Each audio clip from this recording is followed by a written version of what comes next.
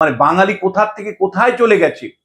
এক ধরনের তোষামোদকারী বাদ দিলে যে কোনো বিচার বুদ্ধি সম্পন্ন অধ্যাপক হতে পারেন, সাধারণ মানুষ হতে পারেন, তারা বুঝতে পারছেন যে পশ্চিমবাংলাটা কোথায় ছিল। ছিল ধর্মনিরপেক্ষ রাজনীতি, হয়েছে ধর্মীয় রাজনীতিতে। ছিল মানে মানে মানে বাঙালির জীবনে দুঃখ দুর্দশা ছিল না আমি বলবো না, কিন্তু বাঙালি মানে জীবনে যে এইরকম প্রাতিষ্ঠানিক দুর্নীতি আগে কখনোই ছিল না। প্রত্যেকটা জিনিসের টাকা, টাকা দাও, টাকা দাও, এরকম একটা জায়গায় নিয়ে চলে গেছে তৃণমূল কংগ্রেস এবং মমতা বন্দ্যোপাধ্যায়। বাঙালি শিল্প ছিল হাওড়া, হুগলি, 24 পরগনা, কলকাতাতে যথেষ্ট শিল্প ছিল, বা দুর্গাপুরে। সেই শিল্প কোথায় গেল? নতুন করে কোনো বিনিয়োগ নেই, কর্মহীন বাড়ি বাড়ি, এবং সবাই মাইগ্রেশনে বেরিয়ে যাচ্ছে।